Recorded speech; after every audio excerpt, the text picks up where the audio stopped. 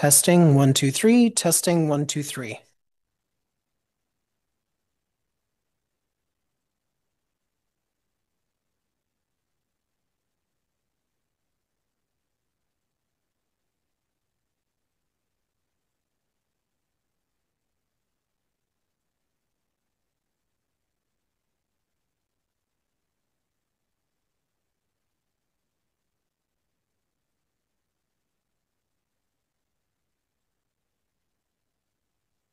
Ouais.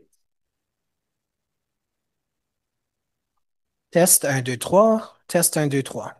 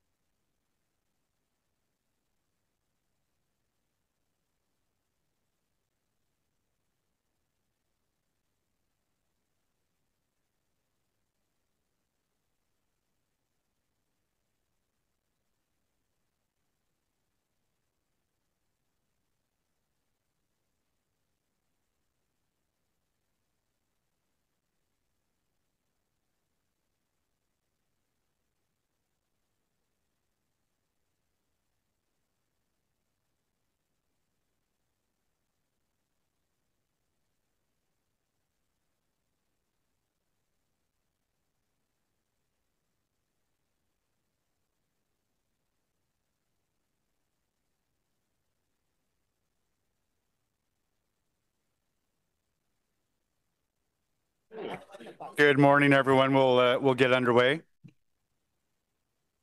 Everyone's dragging a bit this morning after last night's game. I know I am. Go Charge. Welcome to meeting number 47 of the Planning and Housing Committee. We acknowledge that Ottawa is located on unceded territory of the Algonquin and Anishinaabe Nation, whose culture and presence have nurtured and continue to nurture this land. I'll ask the committee coordinator for a roll call, please. Councillor Brockington? Here. Councillor Curry? Here. Councillor Dudas? Here. Councillor Johnson? Here. Councillor Kavanagh? Present. Councillor Kelly? Present. Councillor Kitts? Here. Councillor Lowe? Here. Councillor Tierney? Present. Councillor Troster? Here. Vice Chair Gower? Here. Chair, you have quorum. Thank you very much, Kelly. This is a public meeting to consider the proposed comprehensive official plan and zoning bylaw amendments listed as items 4.1 to 4.3 on today's agenda. For the items just mentioned, only those specifically identified in the Planning Act who make oral submissions today or written submissions before the amendments are adopted may appeal the matter to the Ontario Land Tribunal. In addition, the applicant may appeal the matter to the Ontario Land Tribunal if Council does not adopt an amendment within 90 days of receipt of the application for a zoning bylaw amendment and 120 days for an official plan amendment. To submit written comments on these amendments prior to their consideration by City Council on May 28th, 2025, please email or call the committee or councillor coordinator. Are there any declarations of interest? Nope. Are the minutes of our meeting 46, May 7th, 2025 confirmed? Confirmed. Thank you. A couple of items I think will be fairly quick to deal with. 4.1, the zoning bylaw amendment for 4401 Fallowfield Road. Hadn't anticipated the presentation. There are no delegations and no correspondence. Did anyone want this item held? Evan from Poten, if the committee is prepared to carry this, did you still wish to speak? Is this item carried? Thank you. The item 4.2 is the zoning bylaw amendment for 535 Leggett Drive. We don't have any delegations. We'd received no correspondence. Did anyone wish to have this item held or make a quick comment? Oh, there's a surprise. Councillor Curry. Yeah, I just wanted to say how amazing this application is. I'm sure everybody was thrilled to see it. It's office to residential conversion right in the tech park. Right? It is awesome. Yeah, I'm glad everybody's seeing how awesome it is. Leading the way. Yes, there is. I have a new song I'll be singing shortly. Wait for it. That's for another day. But yeah, so the live, work, play, learn, and innovate motto for the park. This is the first live, right? So people actually live right in the park. It's very, very exciting. And it will change the dynamic as we were talking about earlier, like people living there and bringing more life to it all like 24 hours a day. So it's a fabulous application. And I will say it's KRP Properties, Terry Matthews leading the way once again. So thank you everyone for your support. Thank you, Councillor Curry. Jeffrey Kelly with Novatech. I don't think you're actually registered to speak. If the committee's prepared to carry this, so I'll give you an opportunity to say a few words. No, and not online. So, colleagues, is this item carried? Thank you. Which will bring us to item 4.3, which is the zoning bylaw amendment for Deschâtelet. We have a presentation and we have delegations.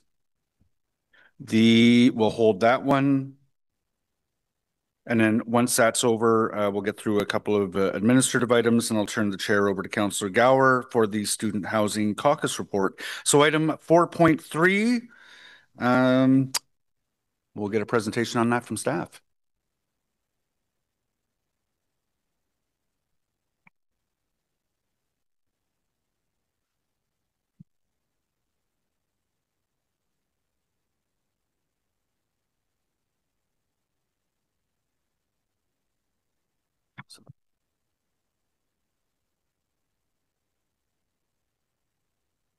Gentlemen, we're in your hands whenever you're ready.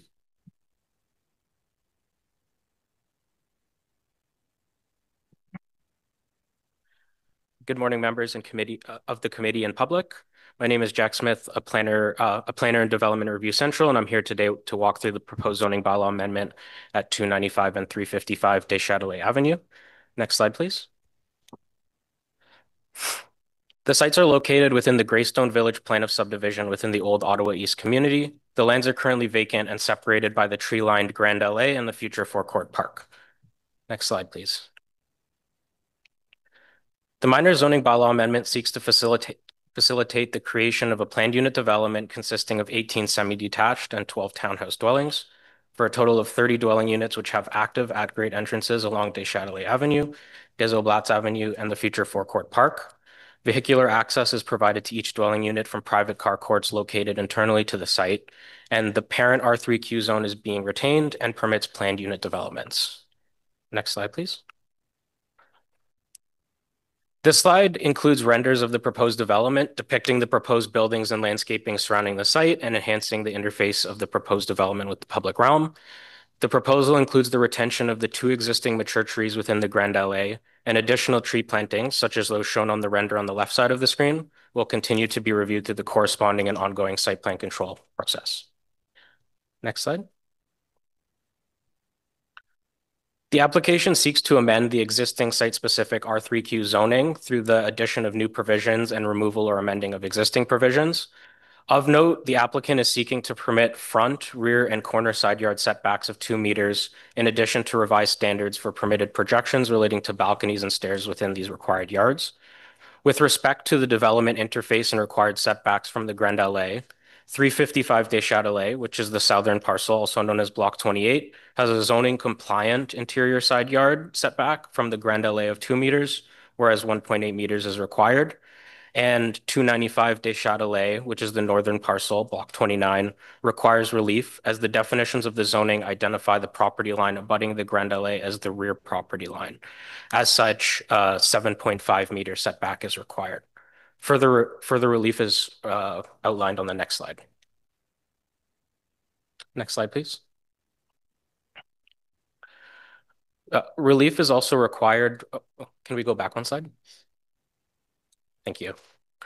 Relief is also required from the planned unit development provisions and include revisions to private way width and private way setback requirements and landscaping requirements.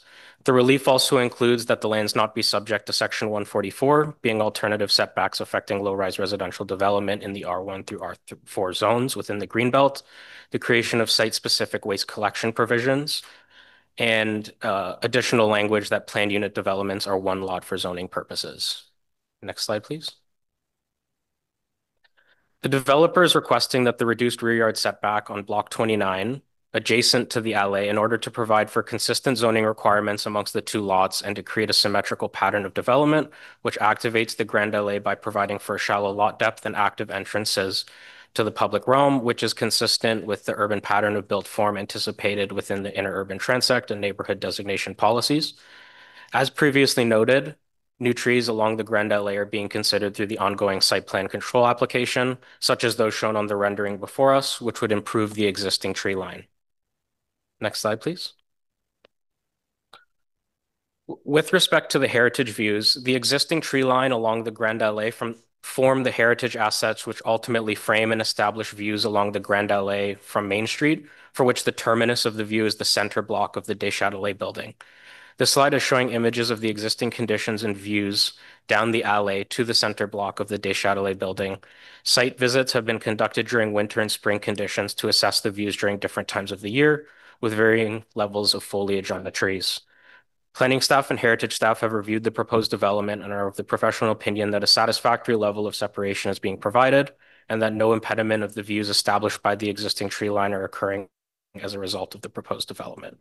The proposed development does not impede or encroach within the established tree line. Critical root zones are being maintained, and forestry staff have found that the proposed setbacks are adequate to preserve the existing trees within the alley. Next slide, please. Staff recommend approval of the minor zoning bylaw amendment as the proposed development demonstrates consistency with the inner urban transect and neighborhood designation policies contained within the official plan and the policies within the old Ottawa East secondary plan as assessed in staff's recommendation report. Next slide, please. And that wraps up my presentation to the committee. Thank you, and let us know if there are any questions. Thank you very much for that. Could I just ask the process as to why we're here is a little bit different than usual, and just for the sake of the public who may be tuned in? How is this different from a normal application? As of January 1st of this year, staff do have delegated authority over minor zoning bylaw amendments. That being said, given some concerns over the development's interface with the Grand Allée, noted by the councillor in Old Ottawa East Community Association, as we were proceeding with the recommendation, we did let the councillor know the proposed recommendation, and it was noted that delegated authority would be lifted in this instance. Thank you very much. I think it's interesting because we're just starting to see the first wave of these new minor zoning amendments that are delegated to staff for approval, and this is the first one where the local councillor has lifted that delegated approval. So we're here today. There are two delegations, John Dance and Paul Goodkey, and Evan and Greg are here from the applicant team as well.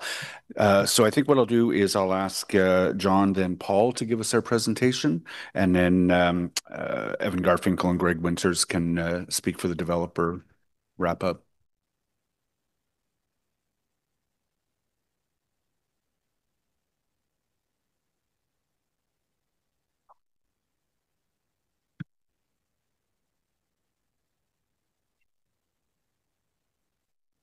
Good morning, John. Good morning. Pleasure to be here. I very much appreciate the opportunity, Councillor Menard. I want to give a bit of background. Next slide, please. Or can I advance that? Okay, excellent. Thank you. Background to this project. Regional and the community and the city have over the last decade collaborated, and frankly, what you see with Greystone Village is a remarkable success. I particularly want to thank David and Josh Kardish of Regional Group, who have been so good throughout this very lengthy and very good process. The total Greystone Village targets will exceed our units built with the approval of the ones today, will be 35% beyond the original target that was set in the secondary plan and the initial proposal. This forecourt towns before you today is the smallest and last piece of the Greystone Village plan. What you've heard and what is the case is Regional seeks a number, and I count 20 thereabouts, minor zoning amendments. I'm part of the board of the community association with the planning committee as well. We're seeking but one, well, maybe two, two minor revisions. That's all we're seeking. Therefore, pertain to the 6 units along Grand Allée, and we're specifically asking for the six of the 8 units along the Grand Allée to be set back a further 2 meters from what their plan is, so that they would be in line with the 2 most easterly units on the Grand Allée, which, to Regional's credit, they have already set back to accommodate the critical tree zone of the 2 mature trees there. Our point here is that we want to have, in the future, maybe 50 years, but we want to be able to have the large mature maples all along the Grand Allée, like the 2 that are there and like the many that are to the west. That's why we want this extra 2 meters in each side for a total of 6 units. It's not a lot of requests compared to what Regional is seeking in the way of minor zoning amendments. If I can go to the next slide, please. Okay, so I set out that this critical root zone for in front of these 6 units. That's what we're really seeking for the future, for this. I don't know how many of you have visited Old Ottawa East recently, but this development is wonderful. And the Grand Allée with the forecourt park that will be in front of it, and just in front of the Châtelet building with the community center and the new French school. That's the centerpiece of it. We're trying to make it as good as it possibly can be. We also think, contrary to what you heard about heritage, we think that a wider view, in line with what Regional already did with their 2 excellent apartment buildings along it, it would be much better, maybe not for the view from the center of the Grand Allée at Main Street, but from the sides and as you walk towards it to make it this truly remarkable space. Yeah, it's good, but we can make it better for the sake of 2 meters on each side. The Heritage Review Panel, when they initially reviewed it, it did speak. If we go to the next slide, please. When they initially looked at it, they said the power and structure of the Grand Allée, which includes elements of the lawn, the forecourt park, will be an important part of the success of the scheme. And they're quite right. And they went on to say the trees are an important character-defining element of the Grand Allée, and the proponent will need to continue to study the impact the development will have on existing trees. The panel may indicate that additional space may be needed to ensure the health of the trees. But it's not just the health of the trees that are there, it's the trees that will be there for the next 100 years. This council, I would urge the committee chair that they look for the long term on this, not just, well, I won't. The regional's response to this, if I may get to the next slide, please, is that they can't accommodate our request. There's one request because the site is too constrained. It will result in the loss of units, making the project unfeasible. That's their wording. If we go to the next slide, please, we have to ask, can't 2 meters be found from the car courts? You know, we know this originally there were 42 units planned for his. And with the new form, and you know, we can't argue with form, but with this new form, we're now providing space, car court space, that's really would previously have been for 12 units. In other words, there was a reduction number of units that we're all so concerned with to accommodate car courts. Indeed, some of these car courts are there for 2-car garage in the center of the city. Ah, dear. John, you're out of time. Oh. Are you able to wrap that up quickly? Yes, I am. Thank you very much. So there is room though to do it. And finally, my last slide, please. The towns are going to preserve great value from bordering on the 2 city parks, Grand Allée and Forecourt. The car courts consume land that was originally for 12 dwelling units. The requested minor setbacks will provide the critical root zones for large maples in the future. Let's finish Greystone Village as well if we can. Finally, in the event that you approve this, and we have a certain reality, we would really encourage regional to plant maples comparable to the ones that are already there that have the potential to grow as big, not smaller ones, but ones that have the potential to grow to be full size, so that for the next 100 years, we really have this glorious alley. Thank you very much, Chair. I do appreciate the opportunity once again. Thank you very much, John. Does anyone have any questions for the delegation? Councilor Menard? Thanks very much, Chair. And yeah, the reason I pulled that authority was because community had some questions. They wanted to air those out at committee, and that's the process. So I would rather not be here and that this would just get solved, because it's a pretty minor issue to hopefully get solved between the community and the developer. It wasn't getting solved, and this was the process. So in terms of questions to you, John, the maybe just explain to folks who haven't been to the area, because it is a fairly new area with it's an old area, but new construction here. There's a Main Street farmers market that exists here. How many thousands of residents would you say go along that Grand Allée over the course of a summer, and that with that view of that historic Deschâtelet building? Councillor, through the chair. Well, there are. Every weekend, there are hundreds and hundreds. The commercial, to the credit of regional, the commercial along the Grand Allée, that's greatly increased as well with Tartelette and so on. But I mean, it is the center part, and I think it has to be appreciated. The new community center is going to be located in the Deschâtelet building. It will be the main way of our experiencing that community. It's the heart of Old Ottawa East. And as I said, the plan at present is good, but we have the opportunity to make it better. Along the alley, everything is set back with clear views, except for those last few units. I guess, and even of those 4 units on each side, 2 of them are set back. What do you make of the discussion around, well, trees can block the views too? Yes, trees can block the views if you're standing at the Main Street end of it. But as you walk along the Grande Allée, it should be opening up as you get to Forecourt Park, not closing down. So, and indeed, as you walk along the sidewalk by the Tartelette and get towards Forecourt Park and the Forecourt towns, you should be able to see more, not less, I would argue. I mean, you say, well, 2 meters isn't much, but conversely to regional, 2 meters isn't much. 2 meters would allow the critical root zone, which, as I said, and gave them credit for, they are keeping for the 2 most easterly units on the Grande Allée. Good for them, but let's do it all the way, I'd say. And I guess the principal reason this is occurring is the turning radius for parking for 6 units. Regional has been adamant that their engineers tell them that there's no way they could do it. I mean, this is with a number of the units having 2-car garages and so on.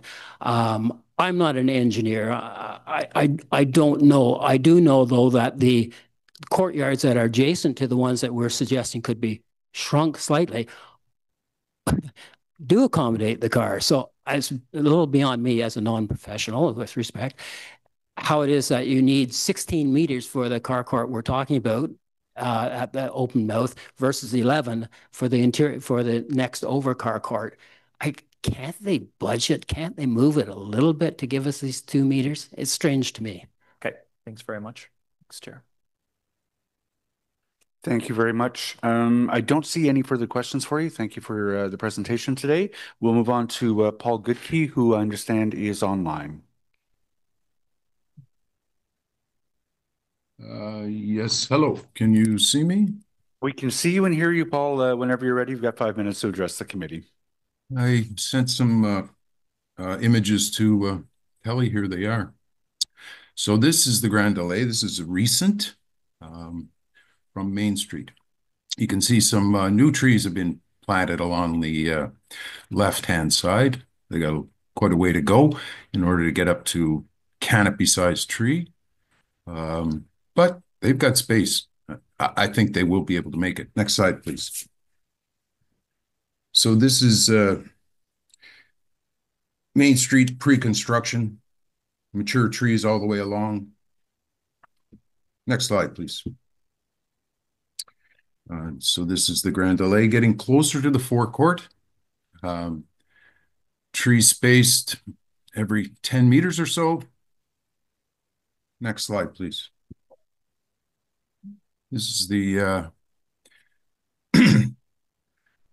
Grande Allée, past what's constructed now. So this is a recent photo. Got one large tree on the left, one large tree on the right. Those are the ones that are to be maintained, and the buildings have been set back to accommodate the critical root zone for these 2 mature trees. Next slide, please. So this is, we met with regional back in November 7th, 2003, and this is what they presented to us. Looked good, you know, got 4 trees. Not sure about how far they're set back from the buildings. But the only question we really had was, where are these buildings in relation to the existing buildings closer to Main Street, the Ballantyne and Milu? Key thing here is 4 trees. Next slide, please. So this is pretty hard to see, I'm sorry, but we met with the regional June the 4th, and this is a site plan they gave us showing the 1 tree on the south side. Part of those first rows, the first building was set back. Can you read this? The A3 building has been set back to accommodate the existing trees, critical root zone. Next slide, please. This is an illustration from the Toronto guidelines for townhouse buildings. You can see that it's a guideline, but it's suggesting 7.5 meter setback from parks, natural areas, and other open space areas. This is what I think should be happening. Next slide, please. So this is the heritage statement. It's dated, it's revised, I think it's dated August. Its comment says the footprint of the two A3 units at the eastern limit of the LA have been reduced to accommodate the tree canopy to ensure development within the root zone does not have a negative impact on their viability. To ensure the viability of new trees planted in line with the two existing trees, consideration should be given to limiting the footprint of the three B1s and B2 units to the west, fronting on the LA. This is a recommendation from the heritage planner. He's looking at the Grand Allée the correct way. Those buildings should be set back. Next slide, please. Within that same report, his conclusions reduce the ground floor footprint of units B1 and B2 fronting onto the LA. Next slide, please. So this is the best depiction I can find in all of the documents that are online. This is a construction management plan, but it does show the existing buildings on the left on the LA. It shows the trees, mature trees along the LA about every 10 meters.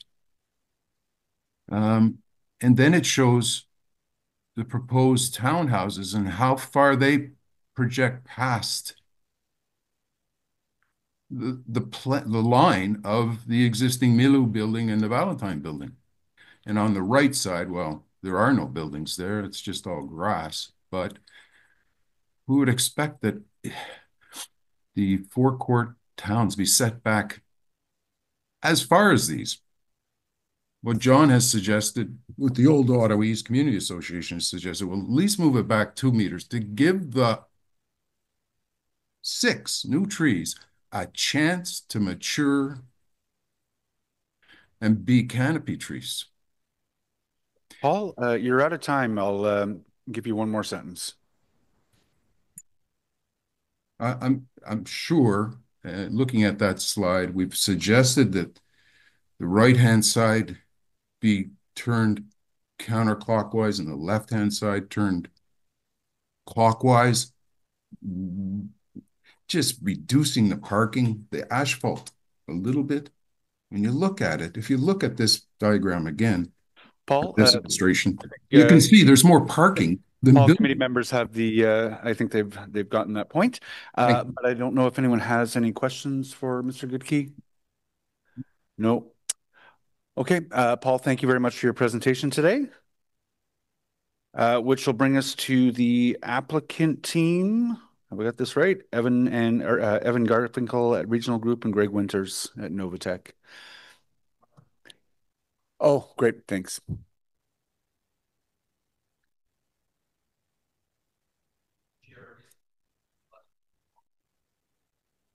Yes.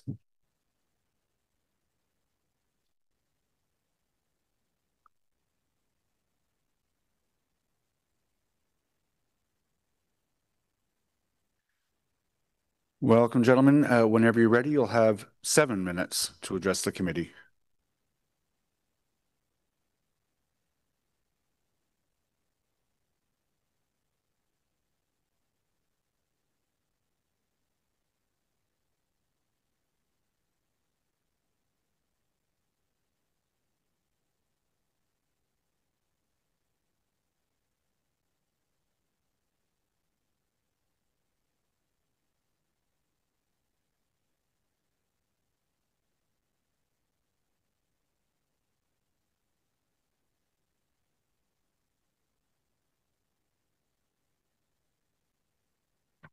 There we go. Thank you very much for having us today. We're here to discuss the forecourt towns at Greystone Village. Next slide, please.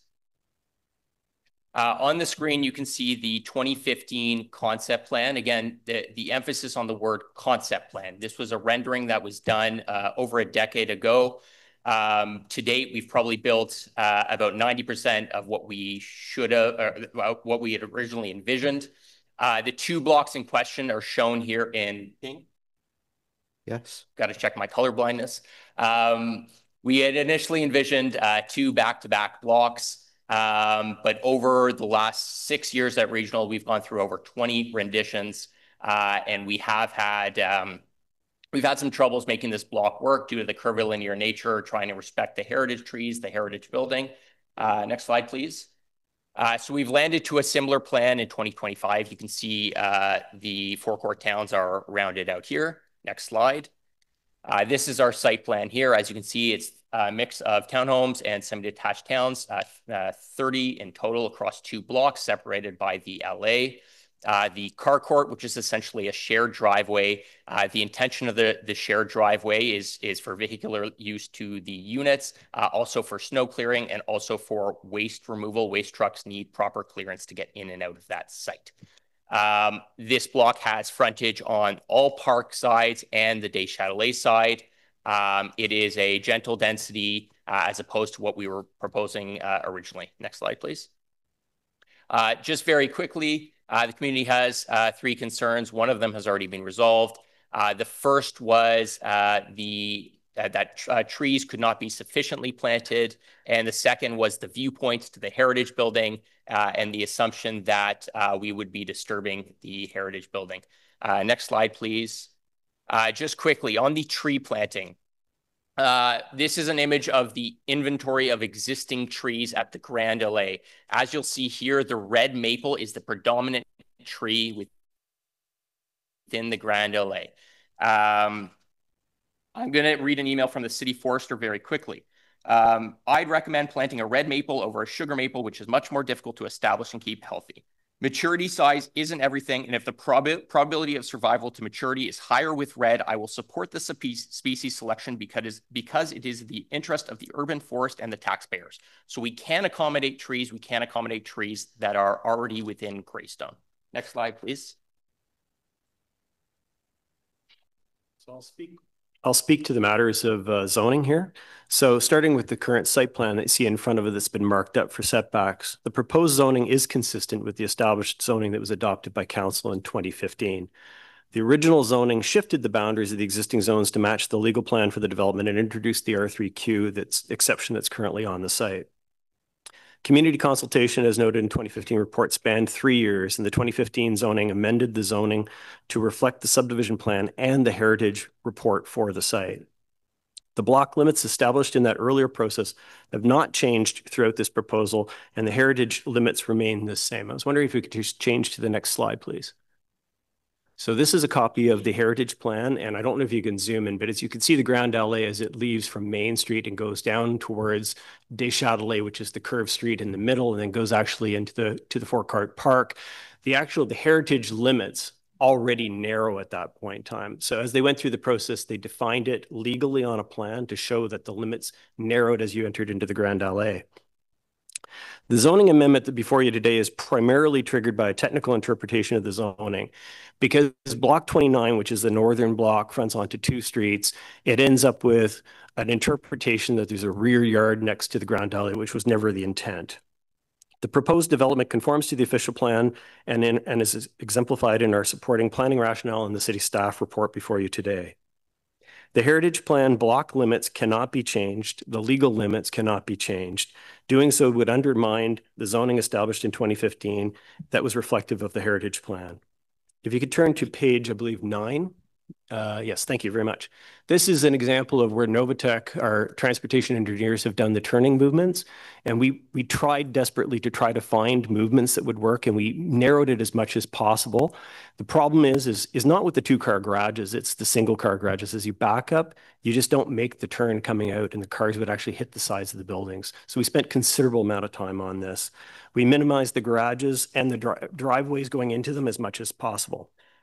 Pushing the units closer together or shifting them would make the situation unworkable for parking templates and restrict the view to the heritage building.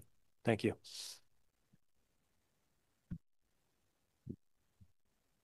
Okay, this is talking a little bit about the architecture. This is the, excuse me, the townhouse block basically backs onto to the Grand LA. What we have here is 3 floor plates, the ground, second, third floor plate. At the request of the councillor, we were asked to actually take a look at the actual unit and see what the impact was if we take 2 meters off of the building. So on the ground floor, essentially you lose all the livable space and you're left with a garage. Second floor is a tight little floor plate to begin with. You lose about 110 square feet per unit across the 3 units, which makes the living, dining, and kitchen areas extremely challenging. On the third floor, you essentially lose a bedroom. At the end of the day, all 3 of those units would be 1-bedroom units with no livable space on the ground floor. That connection to the park, to the community, everything. Next slide, please. These are just a couple photographs showing the liveliness of the Grand LA and that connection. Basically, your eye is just drawn towards the Grand LA, that major focal point of the Châtelet building. We've seen these images already. Next slide, please. Again, this is just trying to reorganize and put yourself directly down the center. Again, the trees are what's important here. Your view is naturally aligned with the trees on either side of the alley towards the hierarchical central focal point of the Châtelet facade, which is the most important piece of this heritage corridor. It emphasizes the grand entrance, which stands out through scale, central placement, and alignment with the pedestrian walkway. Next slide, please. Again, another view very close to the Châtelet Avenue. We can just jump to the next slide. We've seen all these. This is an important one. You're standing basically on the Châtelet Avenue with the development. You are out of time now if you want to take 1 or 2 sentences to wrap up. The development is essentially on either side of the trees. This is the view, the focal point of the presentation. Thank you. Thank you very much. Moving on, Councillor Menard. Thanks very much, Chair. And as I said at the top, I wish we weren't at this point and that we could have come to an elegant solution, because it doesn't seem like much. I think there's a lot of zoning bylaw amendments that are in here, which I support, and the community supports them too. It's just this one piece. I did want to ask about the housing units. Why did we move from, I guess, a higher amount of units to a lower amount? Why can't we have more housing units in this area? Through you, Chair, it was a combination of original development concepts not working from a design scale, also from a financial scale. We felt that the back-to-backs were a little bit of an overbuild. The last image on the screen, you can actually see what we had done with Hoban architecture was a little bit of a less aggressive form of density that opened up 6 new viewpoints into the heritage building. The original block was a block that stretched the whole parcel. This now has these shared courts, have 6 viewpoints that go straight through the focal point. So it was a design decision, it was a financial decision, and it was a planning decision. Okay, that's helpful. The driving in and out, like there's a lot of people in, well, I think all of our wards, but in my ward, I think of several streets where you drive into your parking space and then you back out onto the road. Most people, that's how they're not like doing a 3-point turn in their driveway, for example, right?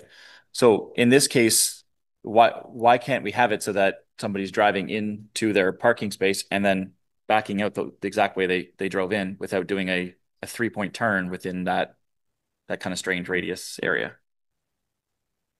So through the chair, we considered this when we were looking at the initial design, some of the very early concepts and how we could do it. One of the ideas was to avoid having individual driveways for every single unit backing out onto the street.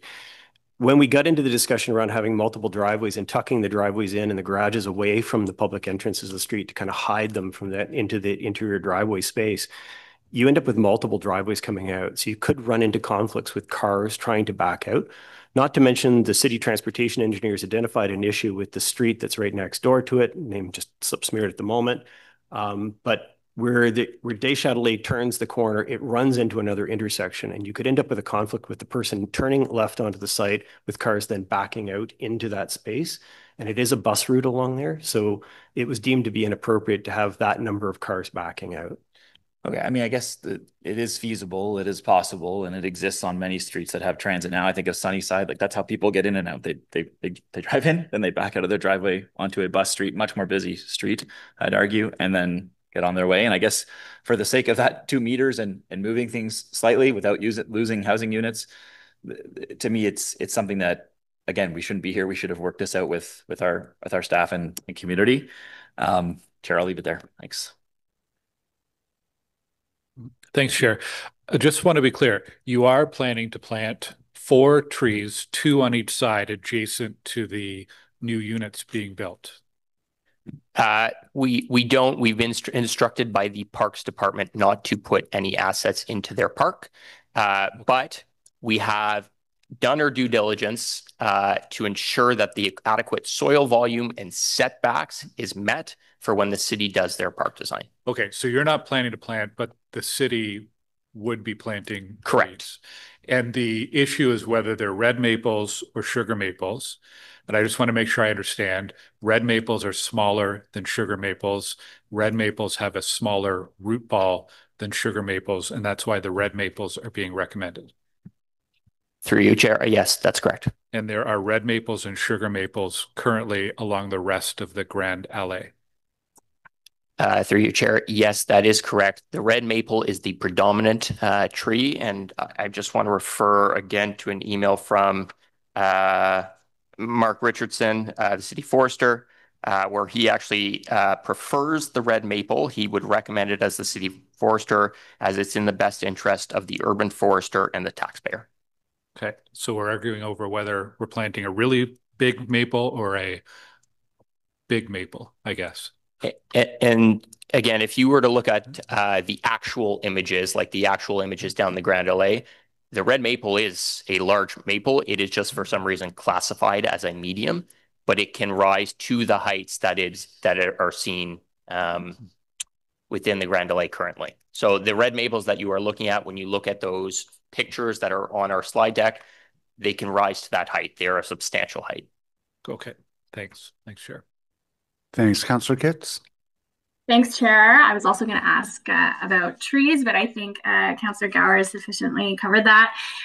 Some of the delegates referenced the heritage report and the impact to the Grand Allée, so I just wanted to give you an opportunity to comment on that.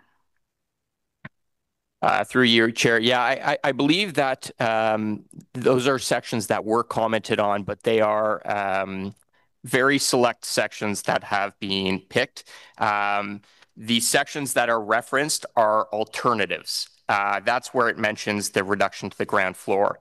If you look throughout the report on a number of different pages, there's comments like the limits of the Grand Allée as defined in the designation bylaw are respected.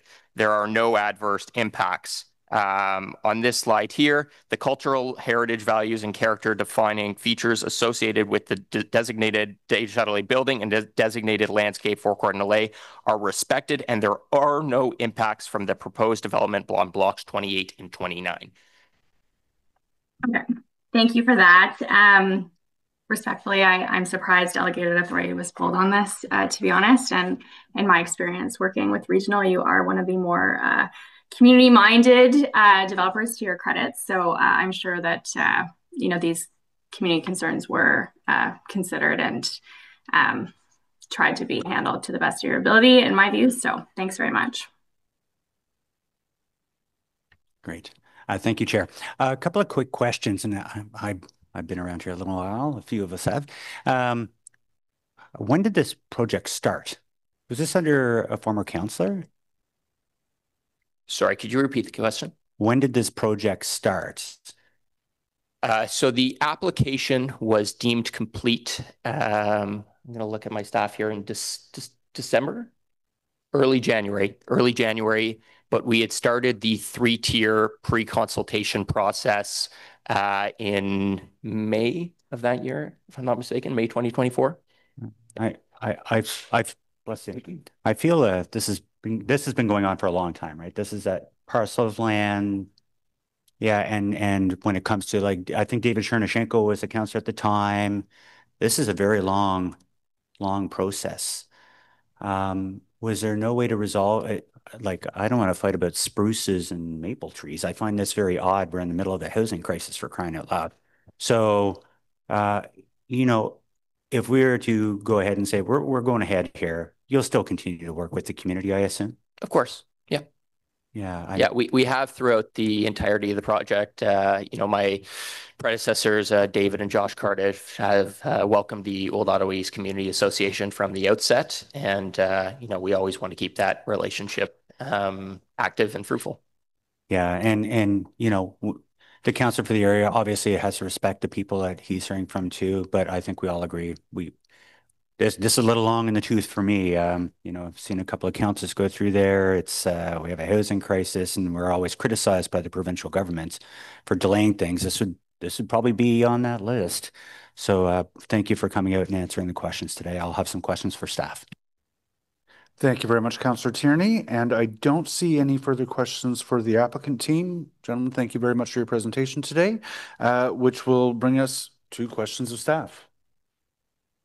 Vice Chair. Thanks, Chair. I'm paraphrasing a bit, but the applicant said staff told them not to plant trees, and then the applicant gave some indication that trees would be planted in the park. Can staff just comment or clarify that piece? Yes, thank you for your question, through you, Chair. Through the pre-consultation process, our park staff did want to limit the amount of assets being planted within the future forecourt park, given that the designs haven't been finalized. Through recent discussions as part of the ongoing zoning bylaw amendment and site plan control application process, park staff have indicated that they are supportive of additional tree plantings within the alley in line with the existing trees.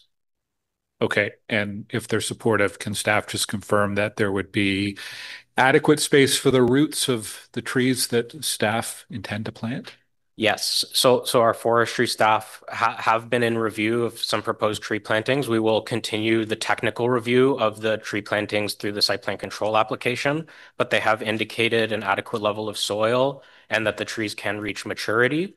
With respect to the site plan application, the tree plantings will be reflected within the approval. Okay, thank you.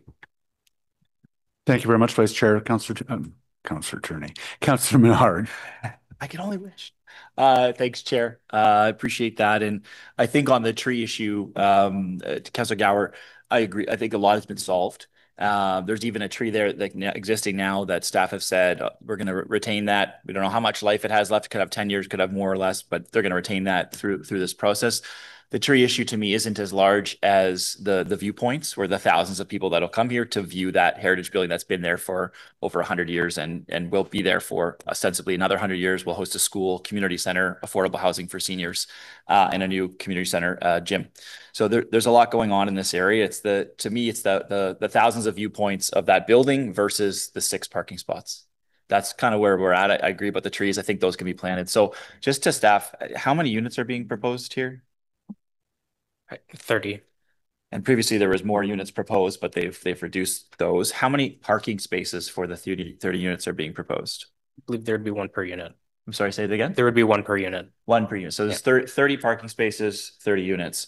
If there was less parking here, let's say 3 or 4 less spots, or the parking was designed in the way that you drive into your parking spot and then drive out like most people do onto the street, could that be accommodated to still get those 30 units in there? I'm sorry, could you repeat the last portion? Just the argument is around those 6 parking spaces and the radius for a turn. If there was, say, a change in the method of parking or the number of parking spaces, say 24 instead of 30, or 26 instead of 30, is there not a way that we could fit those units in there and have that little bit of extra space that the community is asking for? With respect to the proposal that's before us, they are proposing a zoning compliant level of parking spaces. When looking at the Greystone Village at large, a variety of build form typology exists within the neighborhood. And while multi-tenant buildings generally have reduced parking rates, ground-oriented dwelling units do generally provide for vehicular parking spaces given that type and nature of building typology. And as noted, the proposed parking is permitted by the zoning, and there is no relief sought for the zoning. No, I agree. Yeah, I know it's permitted. I mean, we have probably a little bit outdated parking rules that we're probably updating as part of the new zoning bylaw. I understand it's permitted. I guess it's the design that's an issue. I don't know how many of you drive into your driveway and then back out onto a street, but like most residents in my area do. A simple change like that could allow for this view plane that is going to be enjoyed by thousands versus 6 parking spots that we can't accommodate. So I would just say, look at these folks have been good partners. We've worked together. This is not the only development in the area. Like there's been hundreds and hundreds of units developed here over, gosh, a decade, and we've all done well to get those in there, to build them. This is a beautiful area. I think sending this one back and saying, hey, do a little bit more work, come back in a month, come back in 2 months, because it's not going to take much to change it. That would make sense to me, to say, look, for the sake of 6 parking spots versus the thousands of people that enjoy that viewpoint with those trees and the historic J Chalet building, to me, that's not a stretch to say, look, come back, talk to us, work with the community, and come back with something that's going to work for everyone with the same or more housing units, ideally. Thanks, Chair. Thank you very much, Councillor Menard. Councillor Tierney. Great. Thank you. Again, I think it's already been articulated. This is well over a decade, this parcel of land, and I've seen developments go up in years with thousands of units. Lots has changed since back when this first all started. I think we all identify that we have a housing issue, and sending this back will, in my mind, delay things probably a good period of time, would it not? Thank you for your question, through your chair. With respect to the Greystone Village plan of subdivision, these are essentially the final 2 parcels that need to be developed. And with respect to the proposed density and on the topic of housing, they are exceeding our density targets within the official plan. Okay, and I'm trying to think. Applications with Greystone have, like, pulling delegated authority is kind of like the nuclear button, right? So has this happened before with Greystone? Are they a bad organization? I'm trying to understand why we're at this point over a decade later. So with respect to pulling delegated authority, it is a fairly new process. In January 1st of this year, new processes have essentially outlined that minor zoning bylaw amendments have been delegated to staff. And through the process, when staff are ready to propose a recommendation forward through their delegated authority report, we do provide the DAR, or at least our recommendation, to the ward councillor. And at that point, it's at their discretion that they can lift delegated authority and bring it to the Planning and Housing Committee. And as noted earlier in today's meeting, I believe Councillor Menard just wanted to have the opportunity to speak to the community concerns at large with respect to the heritage views, car courts, and tree plantings. Certainly, as a good councillor, you have to do that. You have to bring those concerns and make them public. I think he's done a terrific job on that. But I also do recognize, if this is the first litmus test that we're going to start using this, I would prefer to use the nuclear button on something that is of real concern, not trees and parking. We need housing. For that reason, I'm hoping my colleagues support plowing ahead with this project, get it complete, because we're going to have many more applications that will be far more contentious than a tree or some parking.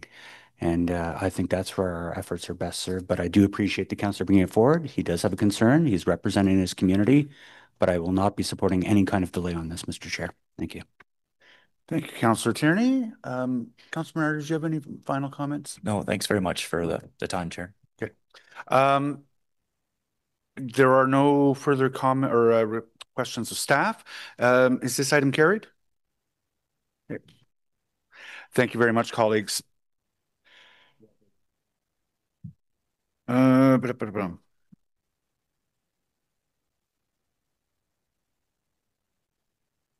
the Office of City Clerk, there is a report, the status update on the Planning and Housing Committee inquiries and motions for the period ending May 9th. Is that item received? Okay, I'm going to temporarily yield the chair to Vice Chair Gower as we move into my report, Student Housing Caucus. You want? Yeah, might as well. It's fun. It's fun.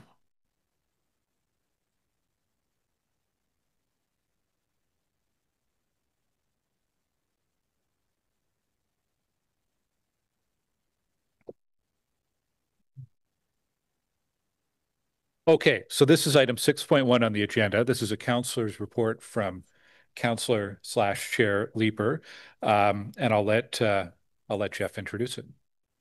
Thank you very much, Chair. A few weeks ago, I had the opportunity to hear from the University of Ottawa's Student Union's Housing Caucus, who had undertaken a sophisticated and comprehensive and large study of the student population and some of the challenges that University of Ottawa students are facing with respect to finding housing. Many of their data points were extremely compelling, and I thought it would be useful to bring this as a report to this committee. And I really don't have much to add. I think the students will do a fantastic job speaking for themselves. So, Chair, thank you very much for that opportunity. Okay, well, we'll invite the students up to make the presentation. Welcome.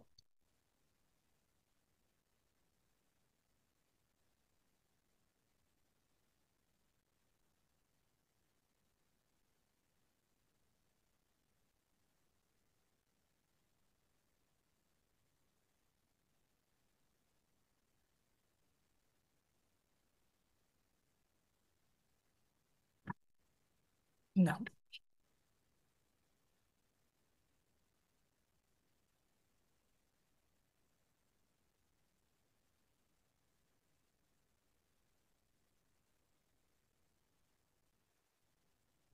Good morning.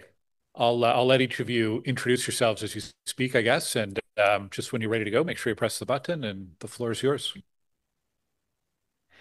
Thank you, Chair. I appreciate you all having us here today. Thank you, Chair/Counselor Jeff Lee, for giving us this time. We're very excited to present. So the Student Exploratory Housing Caucus, if you don't mind going to the next slide. My name is Alex Stratus. I'm the Advocacy Commissioner for the University of Ottawa Students' Union. It's a bit of a mouthful, but we're here today to, first of all, present the Housing Caucus report. And before we start, I'd like to start off with a land acknowledgement. We are on unceded, unsurrendered Algonquin Anishinaabe territory, and while we conducted this report and did our findings, we always consider that 2.6% of the population is Indigenous in Ottawa, and 19% of them are houseless. That's 1 in 5. And a lot of our students are Indigenous at U Ottawa. So while we did these recommendations and we had our solutions, we made sure to consider them in our findings. If you don't mind going to the next slide. So I would like to start off the Student Housing Caucus. Over here, we have James Adair. He was the chair of the caucus. It was his idea to start this off. And the point is to add a visualization and data to student struggle at the University of Ottawa, because we know we're struggling. We can feel it. Our parents keep telling us we're never going to own. Renting's going to be a nightmare. And it's going to be a very hard struggle, but it's always hidden behind this culture that students should be eating ramen all the time and skipping meals and going through that struggle when they go through school, and then they graduate and then they get everything. But we're noticing through time that things are getting a lot harder. The student experience is no longer, you have a part-time job, you have a full-time course load, and you have a social life. It's now you're dealing with 2, 3 part-time jobs. You have a full course load and you're failing some. You're skipping a lot of meals. It's becoming worse, and there's no data to really put that there.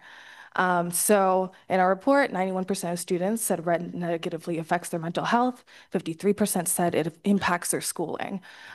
So we don't want this to be normalized. In the methodologies of our report, we used quantitative and qualitative to make sure we had both hard data to share to you, the University of Ottawa, and we had stories so that student stories can shine through and you could really feel it in this report.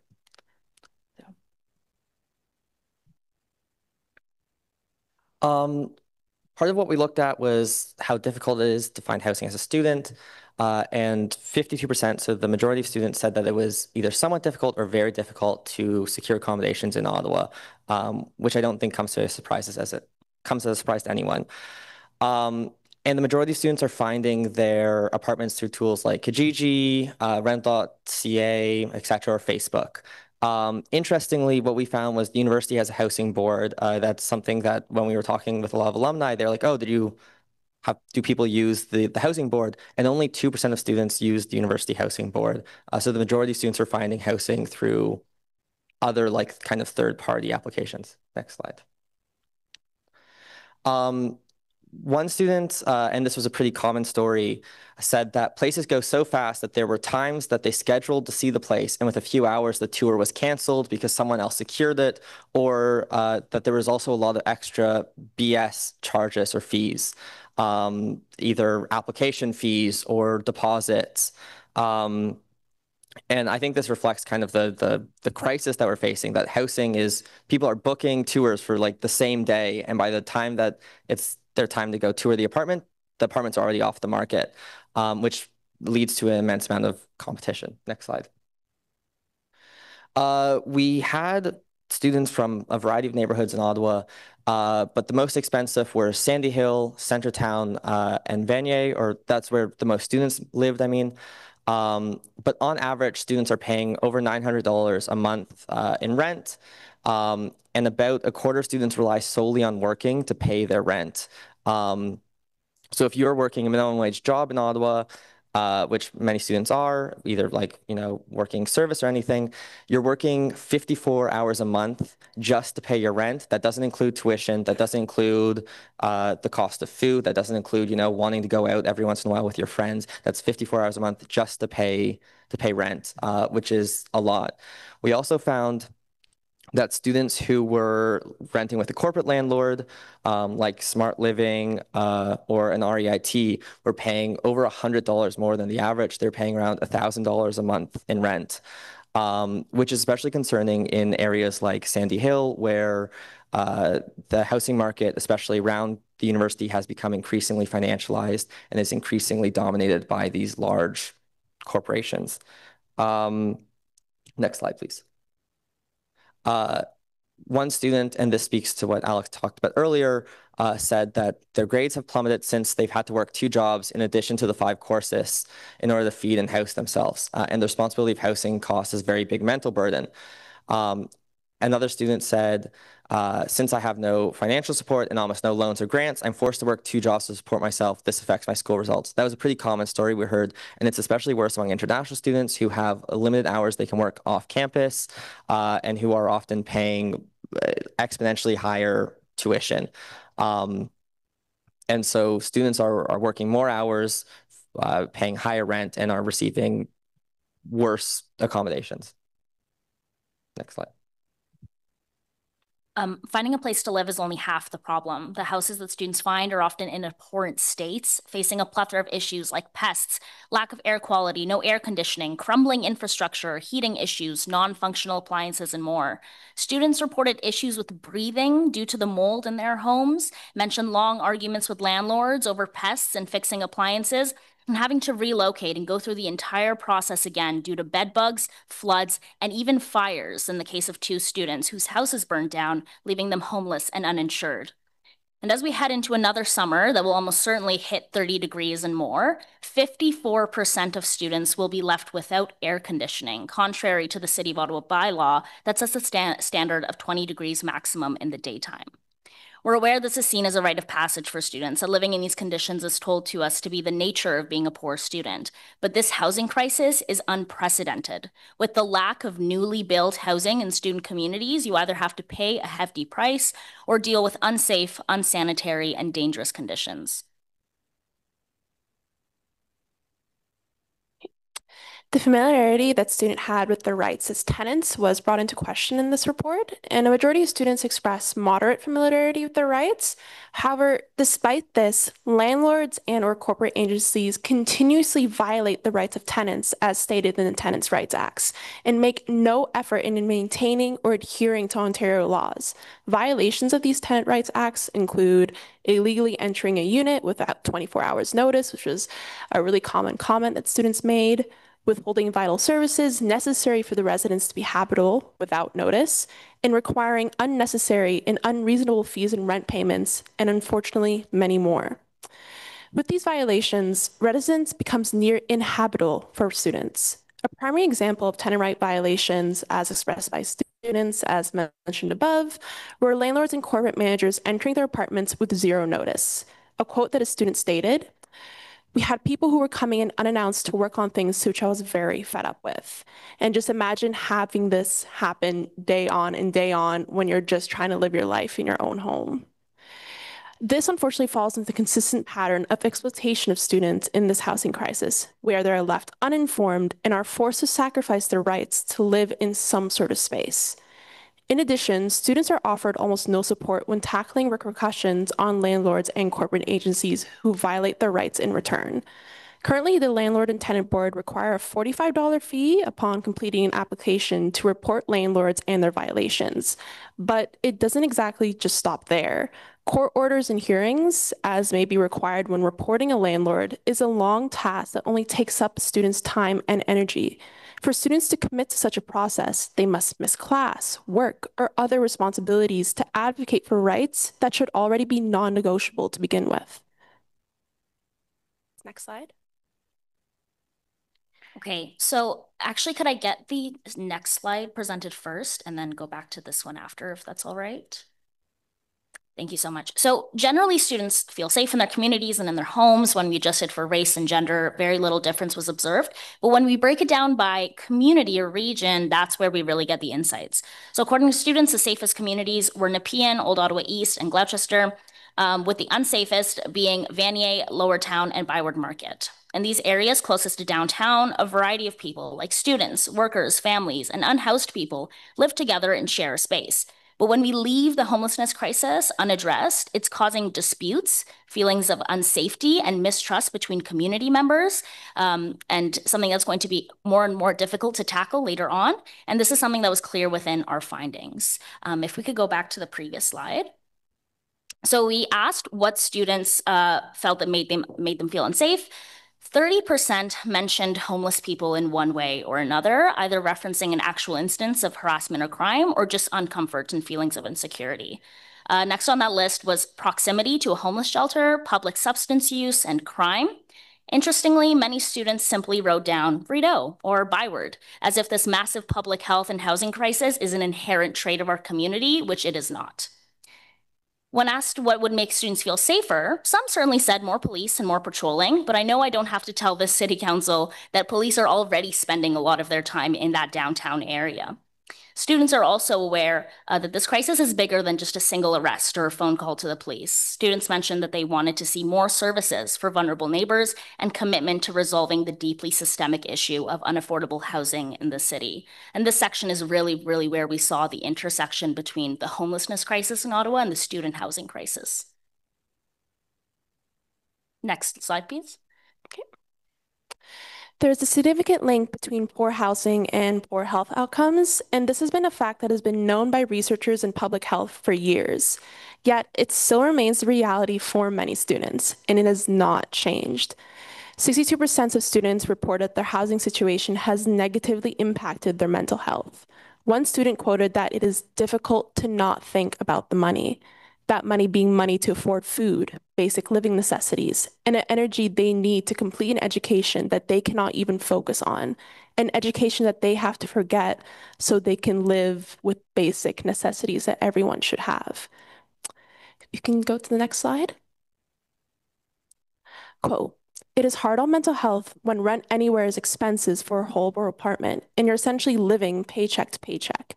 The fact that there's no way to get a decent apartment means you're stuck in a horrible one, and a poor environment degrades mental health." End quote. These quotations are a reflection of the dissolving student identity. Students are forced to forgo their role as a student so they can afford basic necessities and living. Students have to miss classes, assignments, and time spent forwarding education to make enough money to even have a roof over their head. Students are experiencing declining grades, mental and physical health as a result of this housing crisis. They are no longer to be able to develop themselves as a future generation of this city because this city has yet to fully recognize the struggles that they face. Next slide.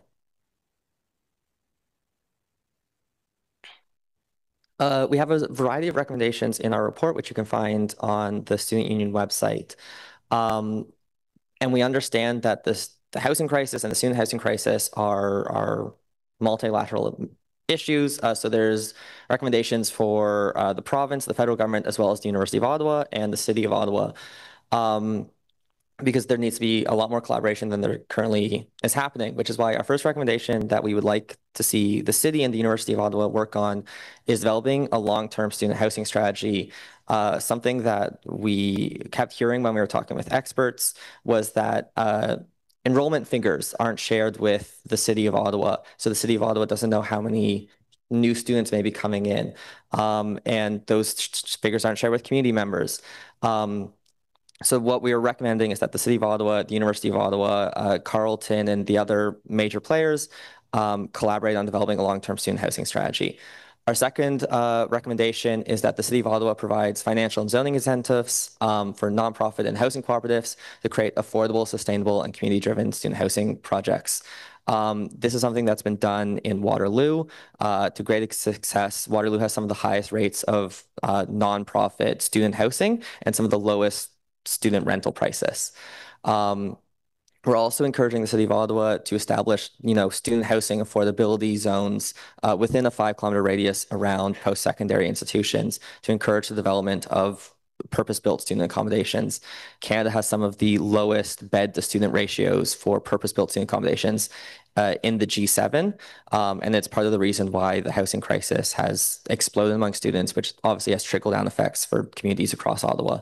And then our final recommendation is that the City of Ottawa allocates municipal funds to support community land trusts, which can provide the necessary capital for acquiring land and properties and enabling development and preservation of affordable housing units. In areas like Sandy Hill, which is obviously where many of our students are, what we saw was that affordable housing and high quality housing was often bought by a corporate landlord and then divided into like 8 units where there was like 7 or 8 or 9 or 10 people living in one half of a house.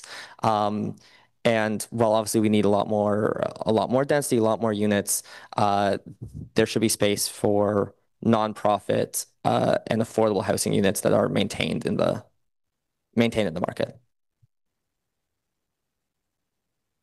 And that concludes our presentation. Thank you all for listening. I also forgot to thank the committee coordinator, Ms. Kelly Crozier, and of course, the city councilor's assistant, who is incredible in helping us do this background work. So thank you so much. Okay, thanks very much for your presentation. I think you're going to have a few questions. Councillor Johnson is up first.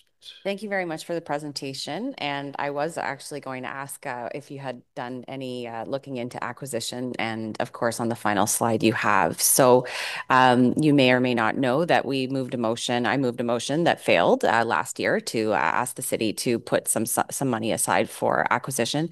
Can you help us to understand from your perspective why the idea of acquisition is such an important part of preserving affordable housing? Thank you. When we were doing our research, we actually saw your motion, and I think we can all say that we think it's unfortunate that it failed, especially considering that we're heading into tariffs where construction in general is going to be much more expensive and maintaining affordable housing units is going to be incredibly valuable. But from our side of things as students, I think the reason that acquisition and maintaining affordable housing units is important is because what we were finding is that the new construction that was being built was wildly out of reach for a lot of students, except for the the most financially stable. And it also helps with community cohesion in a lot of ways. We have a literature review in here, and it was something that also came up when we were doing interviews and qualitative analysis. But there's a lot of tension in Sandy Hill, and I think that's a trait of a lot of student communities because longtime residents often feel like their community is going to end up being purchased by some faceless company, and all their family homes are going to be bought up and divided. And then older apartments and brownstones are also bought up and then often torn down and turned into like very expensive out of reach housing, whereas acquisition can come in and maintain that those, brownstones that already exist that provide it and housing for a lot of people can maintain the character of the community, help with some of that intra-community conflict, but also maintain affordable housing where it's at. And I'm sure my colleague Elnaz also has some thoughts to add.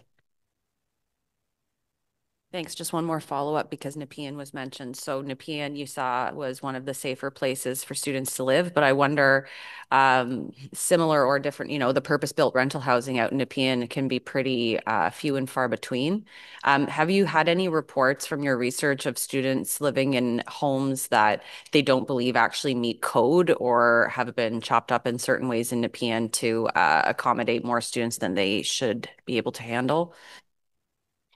Yeah, thanks for that question. Honestly, I was surprised that we had students from Nepean. I think it was at least 5 or 6, because the survey targeted renters only. And I would have previously thought that the students living in Nepean were living with family members or were living with, so that's not something that we had too much data on.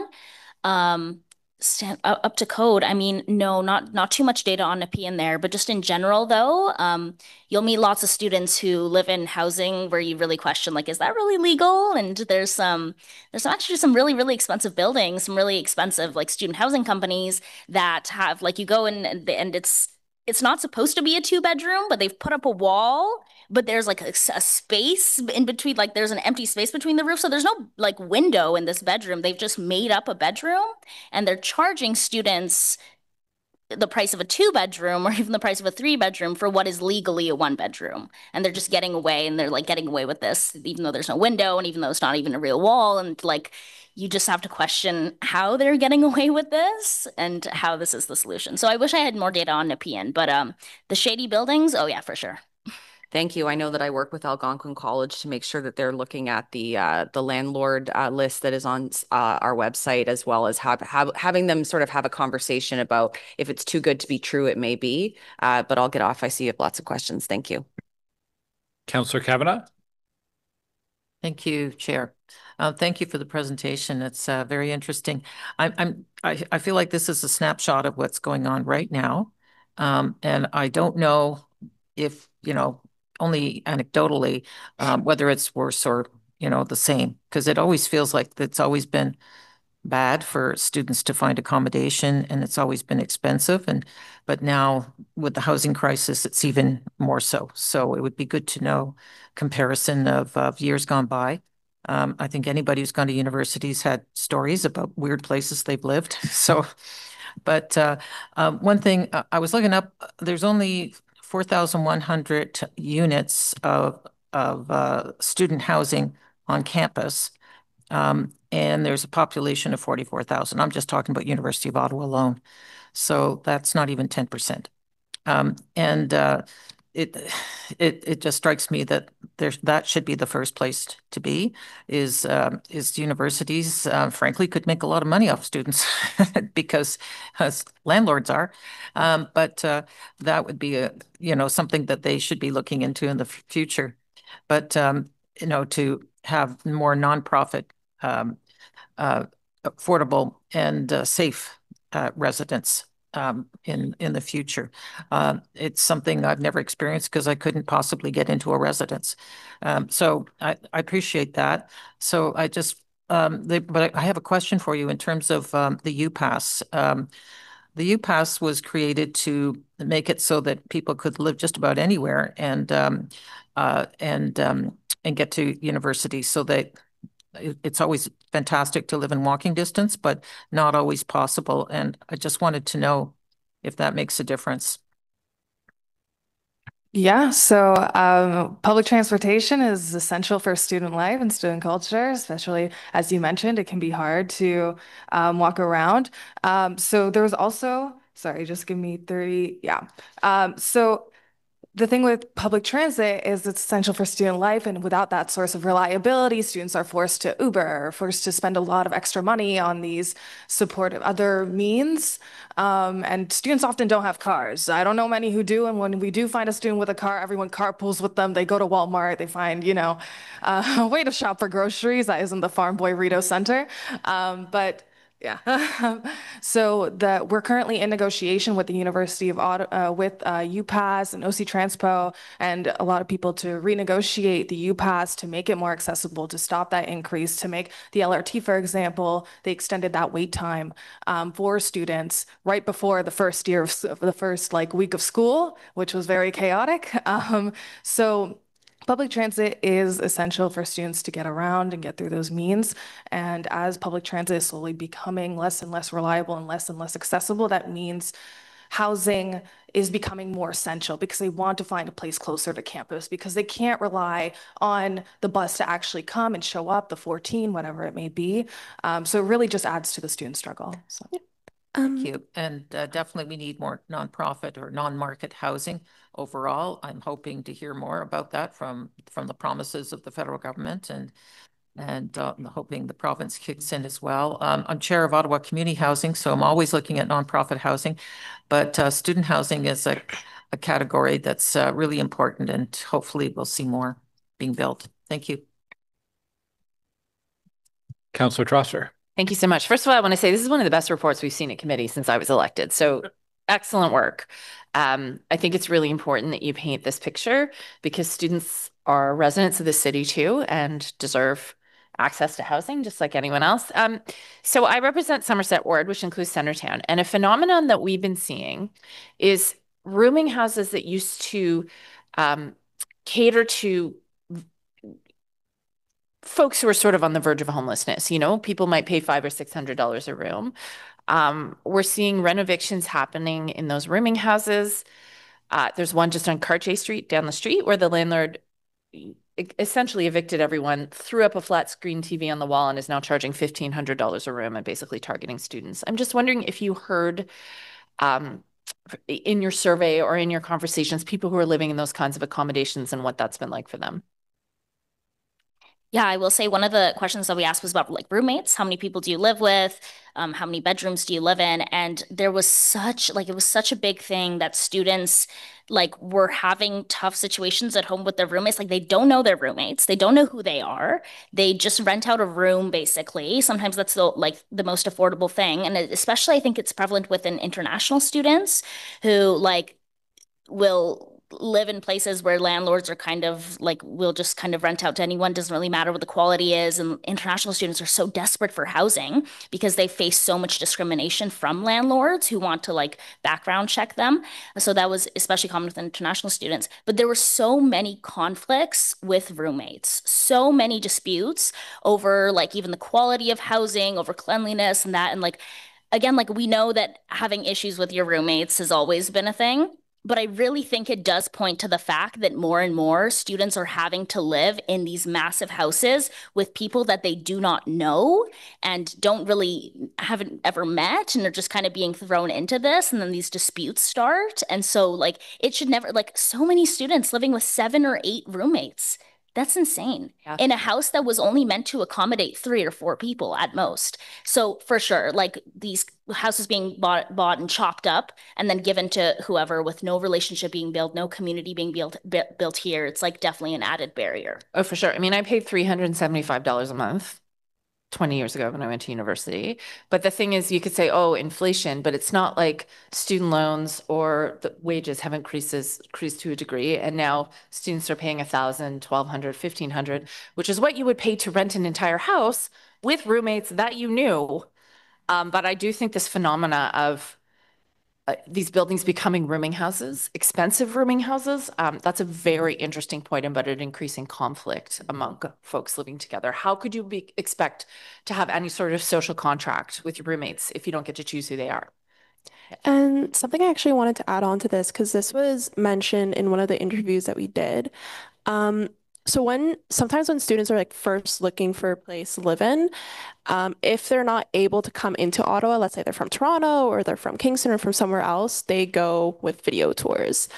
One of the discussions we've had is that this person, they got a video tour with one of the landlords, but the video tour, like it looked like they weren't showing them the entire unit, like they were showing them some parts and some other portions. And then when they actually came to the unit, it was completely trashed. There was more people that they expected. Some parts were broken, some parts were replaced. And then the landlord was like, oh, I'm adding in this fee because I fixed this. I'm adding this fee because I fixed that. But these are things that they're hiding in the video tours. And unfortunately, especially for students, and I can imagine international students, this is probably a really common occurrence for them because more often than not, they probably have to go with video tours because they're living outside of the country, or if they're living in a different town, those sorts of things. They're even just from the get-go, from even before they get into the unit, they're just met with things that they wouldn't expect and unnecessary fees and things being chopped up, things being moved around because unfortunately landlords have the opportunity to, and they're kind of just doing whatever they want and only really focusing on showing the parts that they actually want to show just to kind of gauge the students into the housing. So this has been something that I've heard about in the interviews that we've done, and it's kind of been really unfortunate, unfortunately. It's really eye-opening. Thanks for letting us know. Just one more question. So I had a developer approach me just last week.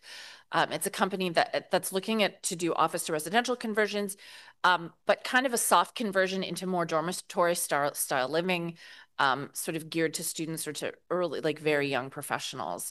So they are thinking of something where it's like a floor would have a handful of people living together, maybe 2 to 3 people sharing a bathroom, and then like a joint kitchen. So essentially like a university dorm, but for adults or for university students. And I asked them what the price point was, and they said sort of $1,200–$1,500. I'm just very curious to hear from you what you think about this proposal, because I thought, my goodness, you used to pay that to rent a whole house, right? And now it seems that it's like we're innovating, but this model, I mean, it certainly sounds like it will be profitable, but I'm just interested if you think that that would be part of the solution or not. This is just like a symptom of the lack of supply. Like, this is what happens when we just don't have enough housing. This is like how landlords will try to make as much money as they can off of this crisis. Like, sure, let's build that, but let's build all of it. Let's keep building it, because the more supply there is, the less stingy landlords can be, and the more we have room to kind of leverage these demands and say, no, we want proper student housing. No student wants to live there. Like, that kind of housing is something university should be building, but the university says they have no money, and I looked at that provincial budget and I almost believe them, right? Like, we have to, unfortunately, when we can't stand up, like, that's what happens when the private sector takes over. Yeah, I was like, oh, you innovated. You reinvented rooming houses that are actually a thing. You reinvented a dormitory or a boarding house, which were a thing in the early 1900s. Anyway, thank you for being here. I really appreciate your perspective and all the research you did. Councillor Curry. Thank you. And I do have to leave like in 2 minutes. Just wanted to ask you about the third-party apps you were saying kids were using to find places. Which ones did you do research on? We kind of just asked, like, are you using a third-party app? And then we listed some examples. But it was like 43% of students were using like Kijiji or Zillow or PadMapper. And we had a couple students report that like they saw a unit or an apartment and that turned out to not actually exist. Like it was just a fake thing. But we didn't get a lot of feedback on that. It was more just to figure out exactly where students were finding their housing. Great. Well, thanks. I had a presentation from a student that was from Kitchener-Waterloo, I believe working with the University of Waterloo, that had created an app called nextroom.ca. And it was, their company was, and this was built by students, vetting landlords and matching up roommates. And it was a whole package in determining who had what furniture even to go in and making sure roommates were matched with people that they actually liked or were in the same program, had the same study habits, similar to what universities do when you're trying to take a residence room. Anyway, he was trying to move into the Ottawa market, and in the tech park, we have Ottawa, Carleton University, Algonquin, and La Cité. So he was looking at that as a start, and I said he needed to connect with you guys. So I just was going to say you might want to connect with this person, because it's a way of making sure that people get good units with people they like, and it's all a platform that, and if you go on right now, nextroom.ca, it lists Ottawa, Carleton, they've started in this area. So one component of it, I know that there's so many other issues, but they also, I believe, were trying to handle some of the problems ahead of time so that they would make sure that units were great from the start, and no one would be allowed on that site, and they wouldn't promote anyone unless their units were of high quality. And you can't get onto the site unless you have a university email. So you have to be a university or college student. You have to have at the end, it's got to say CU net or whatever. Anyway, just thought I'd share that with you. And, but I'm sorry that I have to go, but thank you very much. Councillor Brockington. Thank you, Chair. I simply just want to thank the panel this morning. I've had the pleasure to meet with some student leaders recently with Councillor Plante, who's the local councillor, to talk about a number of issues that are the responsibility of Ottawa bylaw to enforce. And I'm grateful for the advocacy that students have undertaken. I don't accept the fact that people say, well, I was a student and I struggled, and students just have to understand what it's like. There's some serious issues that are happening, and people are being taken advantage of, whether they're new to Canada or a born Canadian, students are vulnerable away from home, and where deviations from the bylaw exist, that has to be upheld. So it takes papers like this to raise that awareness, to get media attention, and to get our attention, the city's attention, as one of the three levels of government you've identified that needs to do better. So I wish we heard from you more on other matters. I know you've delegated on transit issues, but really, I just want to say that this type of report is excellent. It really is. You've done really well. It's thorough. And what you've presented today from my colleagues is very much appreciated. So thank you very much. Councillor Plante.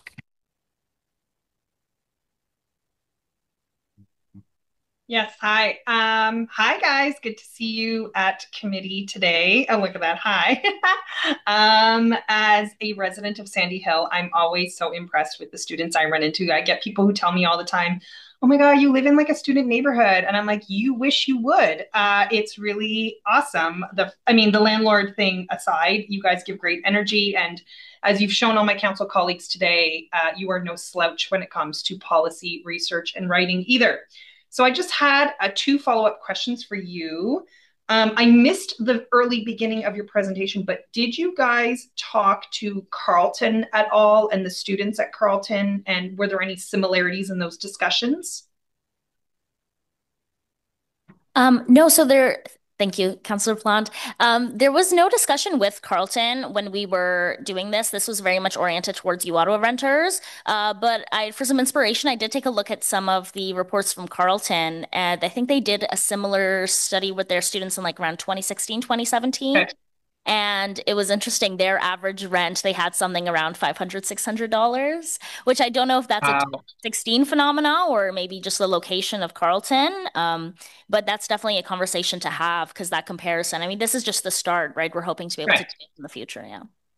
I mean, I'm going to go out on a limb here, especially because Councillor Minot is here and say you guys are probably smarter than them. But, that's something we can talk about in a different setting. Because it's true. Okay, second question.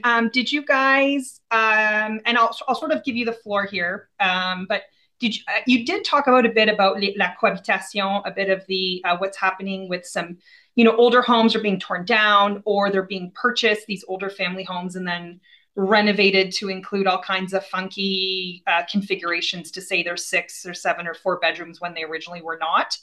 But I was wondering if you had an opportunity to talk about what's happening with the co-ops, both the Sandy Hill Co-op and the St. George's Co-ops on Henderson.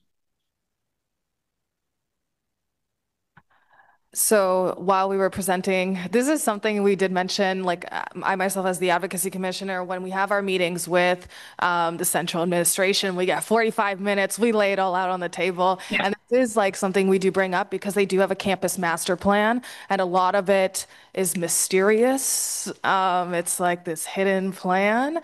And we'd really like to know. They also plan on building a resident for students, and we are constantly asking them, like, will it be affordable? Will it be amenable for students if you're building this new residence? So when we do bring this up to them, they kind of shut us down and close us off. That is part of the advocacy work because we don't want to see residents of Sandy Hill, people who can't afford really to live anywhere else, to get kicked out so students can live in there. And the place that students live in there, like what's the likelihood that it'll be even affordable for them? So,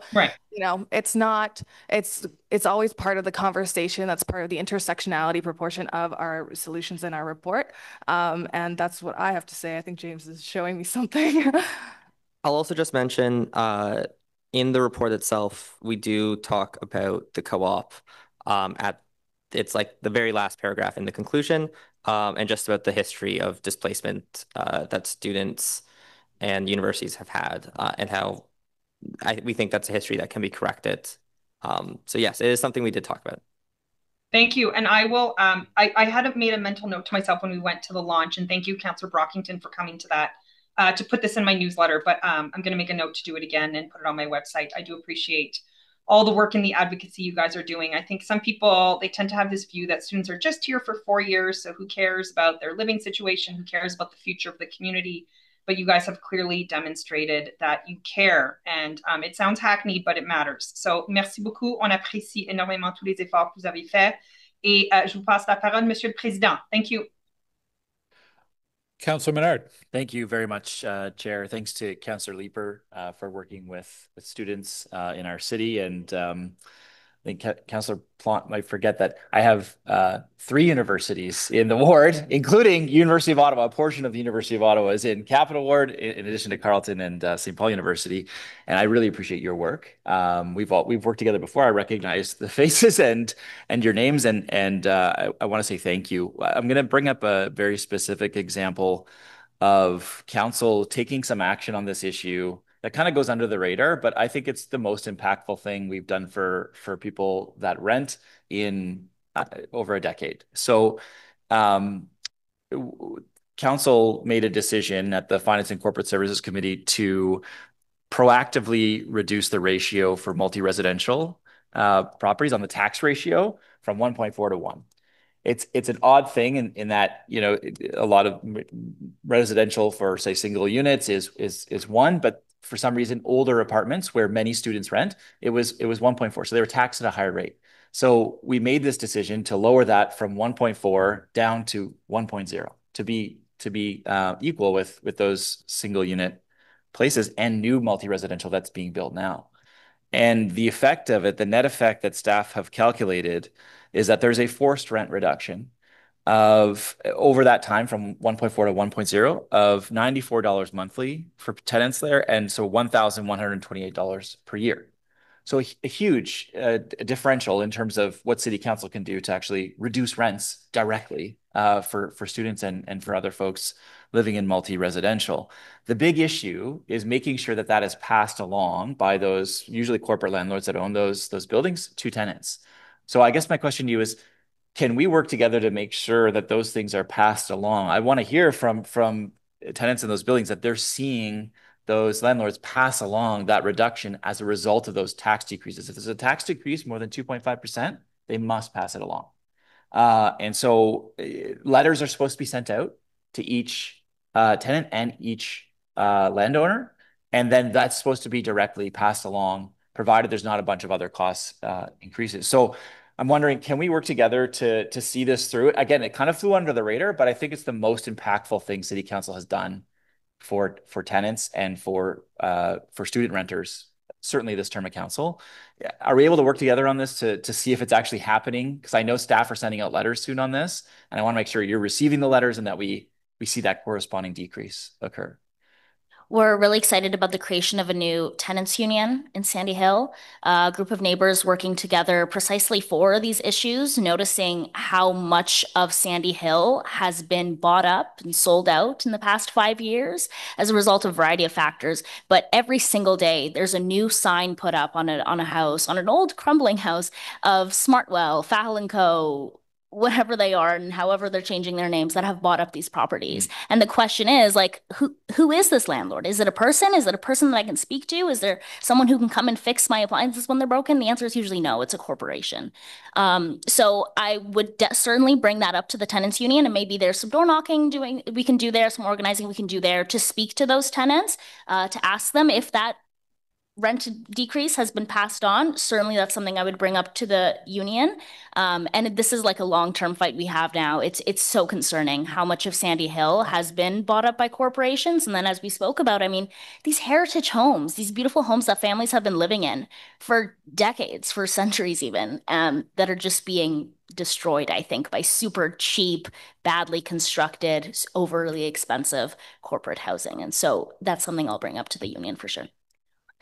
And something I wanted to add on to this as well is we're talking about like communication with larger corporate agencies, but coming from my own anecdote as someone that lived in a place with a private landlord, I think especially if you go to talk to the tenants union, it just kind of sort of put focus on private landlords or landlords that go kind of under the belt a little bit that might not work with corporate agencies. Because I can imagine those are probably harder to reach because most of the time, from my own experience and stories I've heard from other students who have to deal with random rent increases and those sorts of things, they come from private landlords just kind of doing their own thing. Like when I lived my own, I actually lived in Sandy Hill in an apartment. I randomly got a letter from the mail, printed out from the landlord saying that, oh, rent's increasing by like $25 next month. You have to pay this amount now. So I can imagine with larger corporate agencies, it might be easier to get into those communication channels, but private landlords, it might be a bit trickier because they definitely get under the carpet a little bit more. They don't really show up as often. They kind of, like my landlord literally disappeared for weeks and didn't respond to messages and those sorts of things. So I think it's definitely something to take into consideration when you're trying to approach this, because I think it sounds fantastic, but definitely trying to target those communication issues would be really great as well. That's a really important point to make. And even just the coordination of staff sending those out to those tenants in those buildings, just to see, did you receive a letter? Right? And how are they making sure that all those multi-residential buildings, people are receiving that letter? So certainly, Chair, are staff here to answer questions on this, or is it not the time to do that to delegation? So maybe not. I just want to follow up on that one piece about those letters being mailed out and when that's happening. I'll do that over email though. Thank you. Thanks so much for your work. It's really appreciated. Councillor Plant. Yeah, sorry, I don't want to monopolize all the time. I just had one last anecdote I wanted to share with the students, if you'll just permit me, Chair. So recently we went to see St. Paul's Eastern, which is on the corner of Daly and Cumberland, with a dance school because they're just looking to rent the basement. And the landlord who was showing us around is from Kingston, so it was like a bit of a trip for him to come in. And he was saying how he owns all these properties in Sandy Hill, sort of in response to their comments about the financialization of the area. And I said to him, I was like, oh, do you find that difficult to commute all the time and deal with your buildings? And by the way, this is nothing new. I hear all the time about landlords living in Moscow and India and elsewhere. And he said, I don't really care. There's students here. They don't care. And anyway, I just thought that comment was really interesting because he really didn't care. I asked him about his buildings. I asked him about the conditions of his buildings, and he knew kind of the numbers. Like I have a 3-bedroom, I have a this much, I have a 4-bedroom this much, but he couldn't tell me anything about the neighborhood. He couldn't tell me about any efforts to beautify the neighborhood, anything about the community association. So your concerns are real, and I sort of see them every single day. And it's kind of wild to me that people sort of just see dollar signs when they see the Sandy Hill area, and they see you guys as just a means to an end and not actual human beings that need, some landlord and tenant help like anybody else would. So just wanted to share that. Thank you. Okay. Councillor Leeper, did you want to wrap up? I mean, I can very briefly just say thank you very much for accepting my invitation to be here today. This has exceeded my expectations in terms of the attention that my colleagues have paid to what you're saying. I hope that your peers know that as they advocate through the student union and at the student unions at the various post-secondary institutions in Ottawa, that City Hall wants to hear that. Students are a critical part of this city. Personally, I believe that if we built the kind of city that you're asking us to build, it would be a much better city. So I want to hear and continue to hear those recommendations to us. Thank you so much for being here today, and colleagues, thanks for the attention that you've paid. All right. Thanks, everyone, for joining us today. Appreciate it. And I'll turn the chair back over to Chair Leeper. Yeah, I'm glad that we had that very. We need to receive that. We need to receive that report. Is that received? Oh, received. Now you can. Yeah, now I can. We have adhered to the strict procedural requirements of City Council. Colleagues, we don't have any in-camera items today. You'll note the information previously distributed on cash in lieu of parkland. I believe Councillor Kitts has a notice of motion. Yeah, thank you, Chair. I'll read it in. Whereas Hard Rock Ottawa is currently undertaking a major redevelopment of the Rideau Carleton Raceway site to include a hotel, live entertainment venue, restaurants, and expanded casino facilities. And whereas as part of this redevelopment, the existing groundside sign located on Albion Road South is being replaced to improve visibility and modernize the site's branding. And whereas the existing sign was originally approved through a bylaw in the city of Gloucester and has been in place for more than 30 years, and whereas the proposed replacement sign will maintain the existing foundation but will otherwise be completely rebuilt with updated materials and Hard Rock branding. And whereas the proposed sign represents a reduction in overall height by 7 feet, with a reduction in total signage area by approximately 15%, equating to a footprint decrease of over 500 square feet from the original design and over 200 square feet compared to the existing sign. And whereas the PWHL recently announced it will host its 2025 draft at Hard Rock Ottawa in late June, and timely completion of the signage is important for wayfinding and the site's overall presentation in advance of this high-profile event and Hard Rock's grand opening. And whereas the standard variance process includes legislative timelines and administrative tasks which could place the opening timeline and event readiness at risk, therefore be it resolved the council approve an exemption to section 122 of the permanent signs on private property bylaw with respect to sign height, sign face area, and message center area in order to permit the proposed replacement ground sign for Hard Rock Ottawa at the Rideau Carleton Raceway. Thank you very much, Councillor Kitts. We'll deal with that at our June 4th meeting. Are there any other notices of motion? I don't see any. Are there any inquiries? I don't see any. We have no other business. Just before we adjourn, colleagues, I just want to thank Vivi Chi has been serving as our acting GM of PDBS for many, many months, probably for far longer than you would have preferred. But thank you very much for that service. It has been a privilege to work with you in that capacity, and I know I'm looking forward to continuing to work with you as you continue to serve the city. So, Vivi, thank you.